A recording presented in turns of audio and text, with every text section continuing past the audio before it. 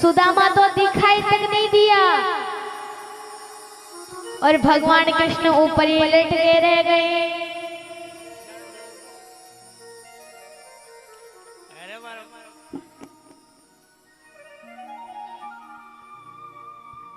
अब महाराज गोपी आई और कहने लगी कि आज आया है चोर पकड़ में, अब तेरी मैया के पास लेकर के जाऊंगी। जब शिकायत करके जाती एक ही बात कहती कि कोई दिन मेरे लाला को पकड़ के लाए तो जानो, अब तेरी मैया के पास ही लेकर जाऊंगी। अब महाराज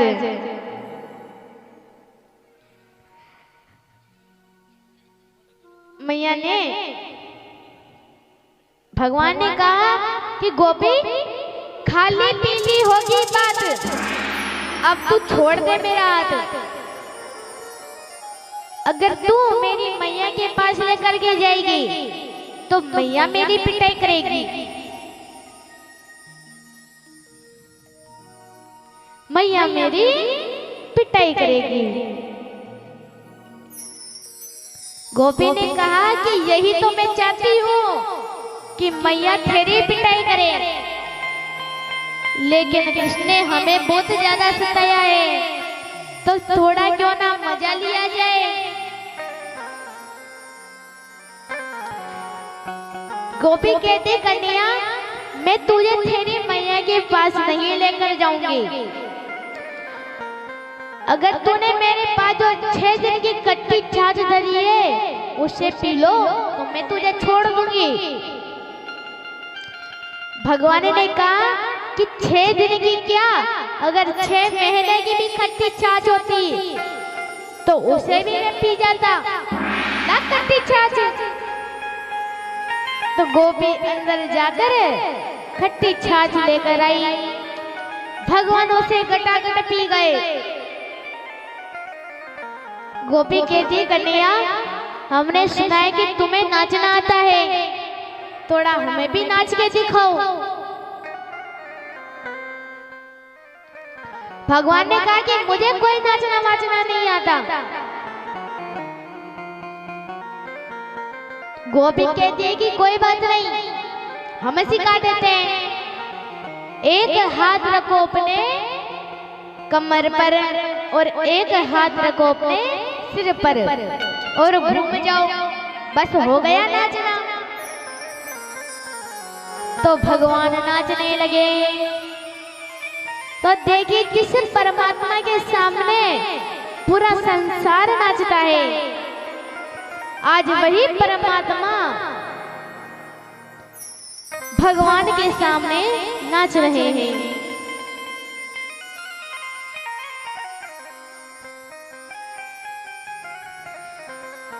और कोई भक्त कहता है कि भगवान थे वो तो फिर उन्होंने चोरी क्यों की। अरे भैया वो चोरी नहीं करते थे, वो तो गोपियों का भाव था। अगर कोई दिन भगवान चोरी करने नहीं जाते तो सारी गोपियां बड़ी दुखी रहती थी। भगवान तो केवल हमें दर्शन देने के लिए जाते थे।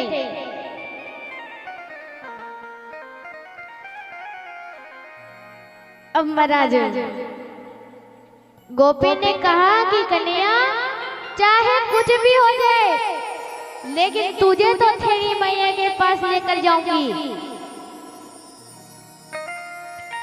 भगवान ने कहा कि गोपी तूने मुझे खट्टी छाछ पिलाई, मुझे नचा नचा कर थका भी दिया, फिर भी तू मेरी मैया के पास ले जाना चाहती है। तो गोपी अब तू पकड़ मेरा हाथ और ले चल मेरी मैया के पास।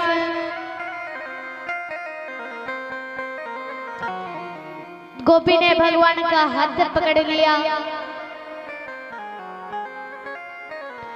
और भगवान के ऊपर सुशाला डाल दिया और नंद भवन के द्वार पर जाकर आवाज लगाती है कि हरि मैया तुरंत बाहर निकलो रे, देख मैं तेरे कान्हा को पकड़ कर लाई हूँ। मैया ने सुना तो आने लगी। आते आते भगवान की कक्ष की तरफ देखा। एक नाम अंश से दूजा नाम भक्त प्रेणे, कि एक अंश से तो भगवान गोपी के साथ खड़े हुए हैं और एक अंश से भगवान अपने वन में सोते हुए हैं। मैया ने मन में विचार किया कि मेरा काना तो यहाँ सुता हुआ है, फिर ये किसको पकड़ कर लाई है, जरा चल कर देखती हूँ। तो मैया कहती है कि क्या हुआ रे, क्यों आवाज लगा रही हो? गोपी कहती है कि तेरे काना को पकड़ करके लाई हूँ। तो कहती थी ना कि कोई दिन मेरे काना को पकड़ के लाई तो जानू, तेरे काना को पकड़ लाई हूँ। मैंने कहा कि अच्छा तू मेरे काना को पकड़ करके लाई है। तो जो सुशाला भगवान के ऊपर डल रहा था, जैसे ही मैया यशोदा ने सुशाला को हटाया तो क्या देखा, आज भगवान ने गोपी के ही पति का रूप धारण कर लिया। आज माता यशोदा कहती है कि गोपी तुझे शर्म नहीं आई, रात्रि समय में अपने पति का हाथ पकड़ के ले आई।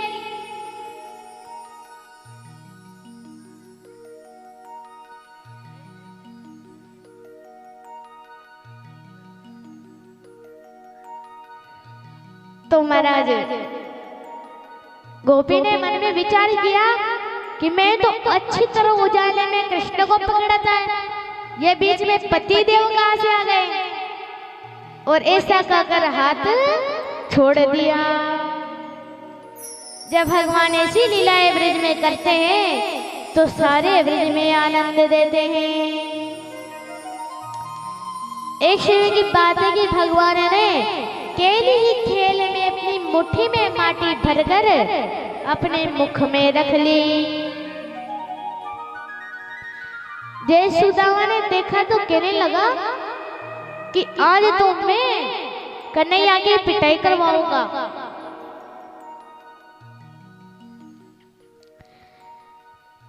तो मैया के पास जाता है और कहता है कि मैया आज कान्हा ने माटी खाई है।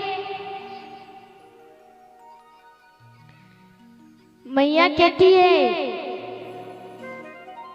कि कन्या ने माटी खाई है। सुदामा ने कहा कि हाँ कन्या ने माटी खाई है। तो मैं यहाँ जहाँ पर भी भगवान बैठे हुए थे वहां पर जाकर भगवान के कानों को पकड़ लिया कि कन्या तूने माटी खाई है। भगवान कहते हैं मैया मैंने माटी ना खाई। मैया कहती है अगर तू सत्य बोल रहा है तो अपना मुंह दिखा।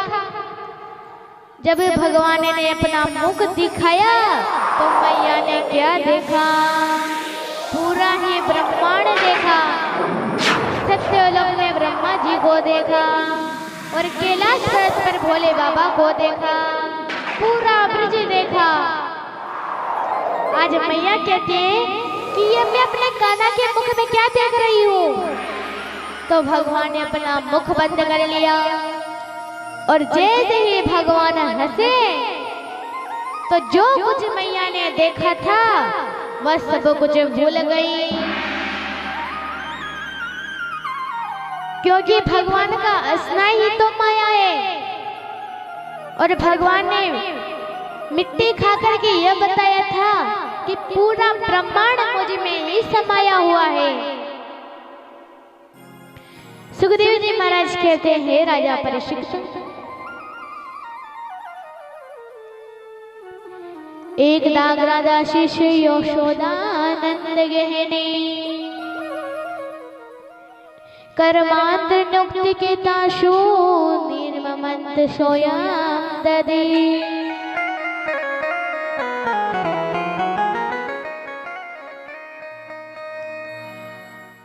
केशमी की बात है कि माता यशोदा अपने हाथों से दही मथ रही थी तुदई मथुरे का इतना गंभीर शब्द होने लगा, जाने तो मेघ गरज रहे हो।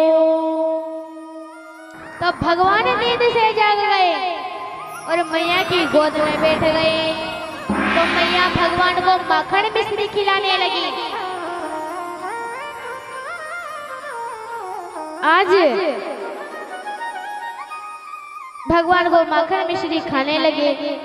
इतने में ब्रज की गोपी आई, कहने लगी कि मैया तू कान्हा को लेकर के यहाँ बैठी है, उधर तेरे चूल्हे पर दूध उबल गया।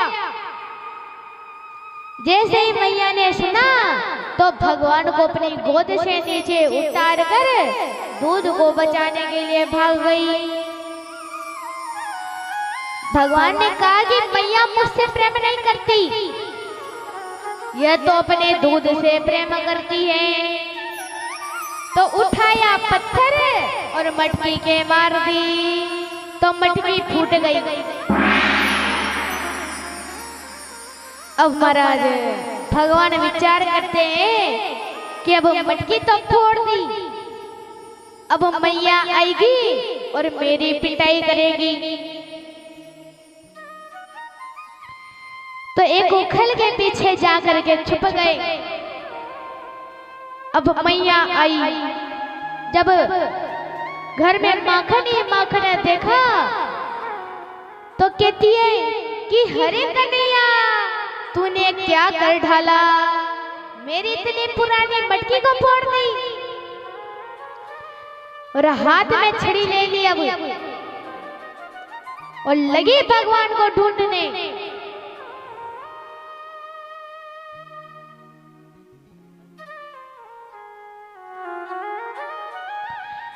अब महाराज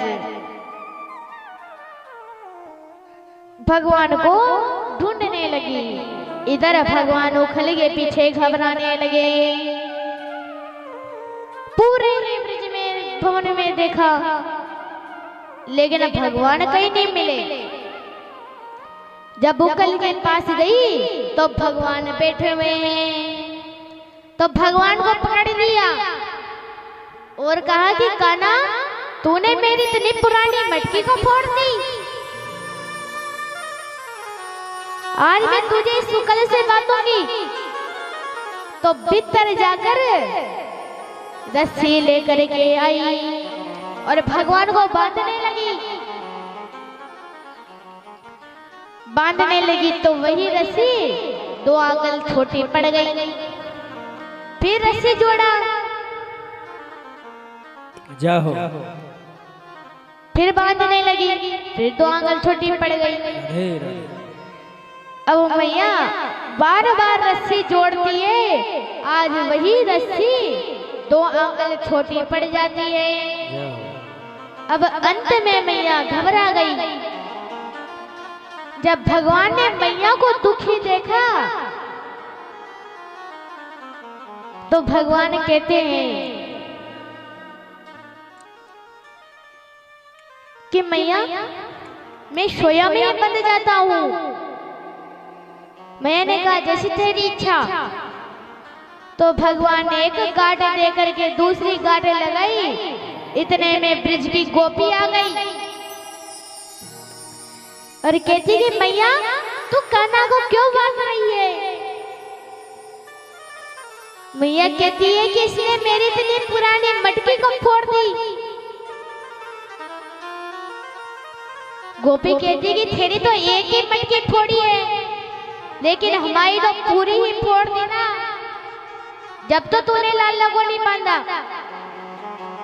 और तेरी एक मटकी क्या फोड़ दी, तूने लाला को बांध दिया। मैया कहती कि जो तुम्हारी मटकी थी ना वो तो नहीं थी, लेकिन जिसे आज कान्हा ने फोड़ दिया वह तो बहुत पुरानी थी। उसको तो मेरी सास ने उसको सास क्यों दी थी और उसकी सास को उसकी सास ने दी थी और उसकी सास ने इतने वर्षों से चली आ रही थी, लेकिन आज कान्हा ने फोड़ दी। अब मैया भगवान को बांध कर कुछ काम करने चली गई। इधर भगवान को बंधते बंधते नलकुबेर मणि ग्रोह की याद आई, जो नारजी महाराज ने जिन्हें श्राप दिया था। यहाँ पर राजा परिस्थिति हाथ जोड़ करके कहता है कि गुरुदेव, नारजी महाराज ने श्राप क्यों दिया था, इसका क्या कारण है, मुझे बताओ। सुखदेव जी महाराज कहते हैं कि हे राजा परीक्षित, कुबेर के 2 पुत्र थे, नलकुबेर मणि ग्रोह। ये दोनों कुछ देवांगनियों को साथ में लेकर सरोवर में स्नान करने के लिए गए। तो वहां पर भगवान का नारायण नारायण करते करते नारजी महाराज जा रहे थे। जब उन देवांगनियों ने नारजी महाराज को देखा तो अपने अपने वस्त्र धारण कर लिए, लेकिन नलकुबेर मणि ग्रोह तो बिना अस्त्र के ही नारजी महाराज के सामने आए। जब नारजी महाराज ने देखा तो क्रोध आ गया। क्रोध के मारे आंसू गिरने लगे, होठ फटने लगे, नेत्र लाल हो गए और कहा कि हे नलकुबेर मणि ग्रोह, तुम्हें अपने धर्म पर इतना अभिमान है, जाओ हम तुम्हें श्राप देते हैं कि गोकुल के बाहर जाकर के वृक्ष बन जाओ, अर्थात जैसे ये खड़े रहते हैं वैसे खड़े रहो। नलकुबेर मणि ग्रोह उनके चरणों में गिर गए और कहा कि हमें क्षमा कीजिए, हमसे बहुत बड़ी भूल हो गई, हमको क्षमा कीजिए। नारजी महाराज कहते हैं कि अब जो मैंने तुम्हें श्राप दिया है वो तो तुम्हें भोगना पड़ेगा, लेकिन जब द्वायुग आएगा तो भगवान कृष्ण इस पृथ्वी पर अवतार धारण करेंगे और उन्हीं के हाथों तुम्हारा उद्धार होगा। आज जब भगवान ने बनते बनते नलकुबेर मणि ग्रोह की याद आई तो भगवान ने उस उखल को अपने पीछे घसीटा और जैसे ही दोनों वृक्ष के बीच में अटकाया और एक ही लगाया जोरदार झटका, दोनों वृक्ष उखल से फटका। बोले वृंदावन बिहारी लाल की जय हो। आज उस वृक्ष के अंदर से 2 नित्य पुरुष निकले तो भगवान ने 4 भुजा से दर्शन दिए और उनको मुक्त कर दिया। जब वृक्ष टूटे तो शब्द हुए तो नंद बाबा वहां पर आए, भगवान को वहां से उठाया और प्रातः सभी गोप गोपियों को बुलाया और कहा कि हे गोपो, अब हम इस गोकुल में नहीं रहेंगे। तो गोप कहते कि बाबा कहाँ जाकर के रहेंगे? नंद बाबा ने कहीं भी जाकर रह लेंगे, लेकिन यहाँ नहीं रहेंगे, क्योंकि पहले पूतना आई मेरे लाला को मारने पितृनाव्रत आया और आज ये दोनों वृक्ष भी नीचे गिर गए। लेकिन अब हम गोकुल में नहीं रहेंगे। इतने में उपवन नाम का गोप कहता है, वनम वृंदावनम नाम पशुनो गाननाम। ये नंद बाबा, पास में वृंदावन नाम का एक गांव है, वहां जाकर हम बड़े प्रेम से रहते हैं। नंद बाबा ने कहा कि ठीक है, तो आज प्रातः ही बैलगाड़ी पर बैठकर माता यशोदा रोहिणी माता को बिठाया और वृंदावन चले गए। और जब भगवान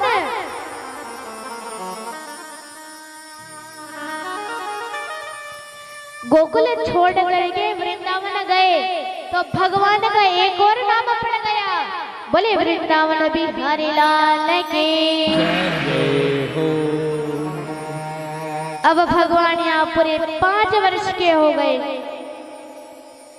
जब भगवान वृंदावन में रहने लगे तो श्री राधा रानी भगवान को गोकुल में ढूंढने लगी। जय हो। वृक्षों से पूछती है, तारों से पूछती है, तारों के स्वामी चंद्रमा से पूछती है। श्री राधा हरि और बोल। कोई भक्त क्या कहता है कि राधा ढूंढ रही किसने मेरा श्याम देखा।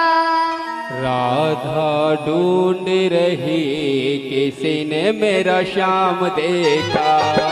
राधा ढूंढ रही किसने मेरा श्याम देखा। राधा ढूंढ रही किसी ने मेरा श्याम देखा।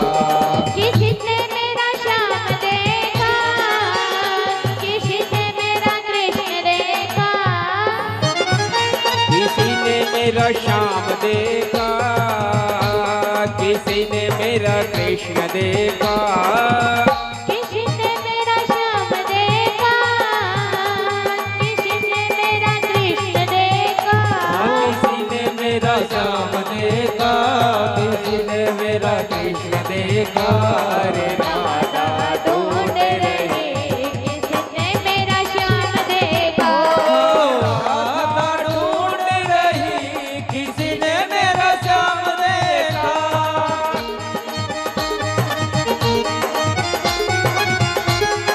हरि बोल। जय हो। जय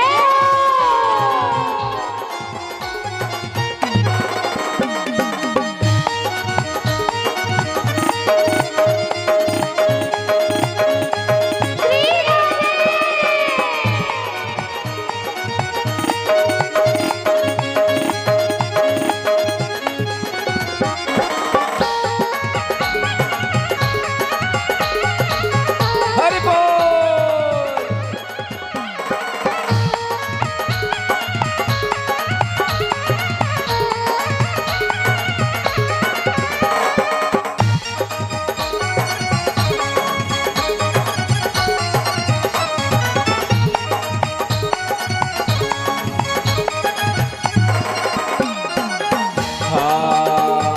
राधा तेरा श्याम हमने वृंदावन में देखा। राधा तेरा श्याम हमने वृंदावन में देखा।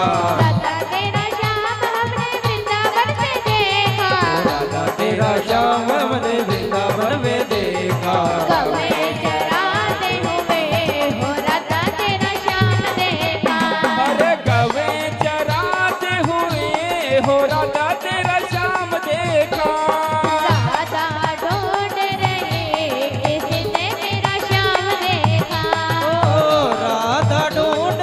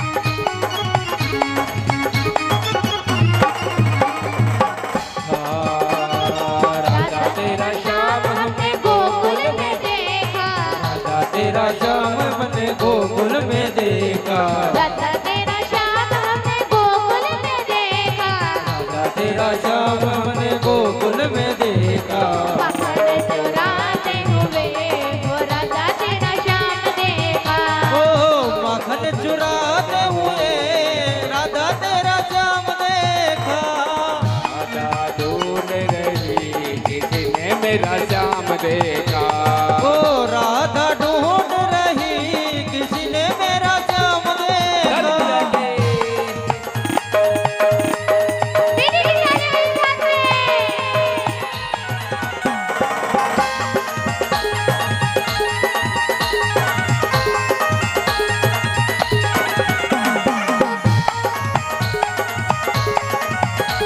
हरि बोल।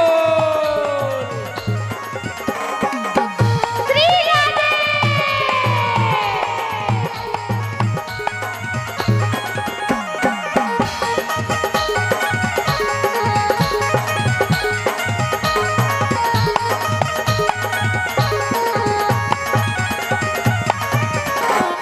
हाँ, राधा तेरा श्याम हमने गोवर्धन पे देखा। राधा तेरा श्याम हमने गोवर्धन में देखा। राधा तेरा श्याम हमने गोवर्धन में देखा। राधा तेरा श्याम हमने गोवर्धन में देखा। गोवर्धन उठाते हुए हो राधा तेरा श्याम देखा। ओ गोवर्धन उठाते हुए राधा तेरा श्याम देखा। राधा ढूंढ रही किसने मेरा श्याम देखा। ओ राधा ढूंढ रही किसी ने मेरा श्याम देखा।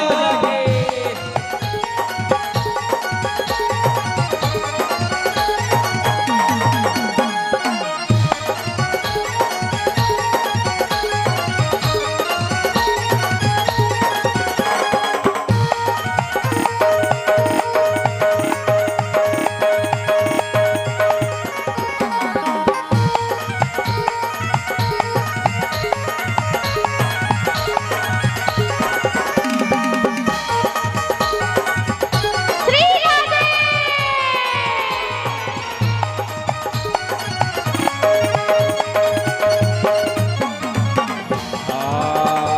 राधा तेरा श्याम हमने लिशाड़ी में देखा। राधा तेरा श्याम हमने लिशाड़ी में देखा। राधा तेरा श्याम हमने लिशाड़ी में देखा। राधा तेरा श्याम हमने वृषाड़ी में देखा। भगत ना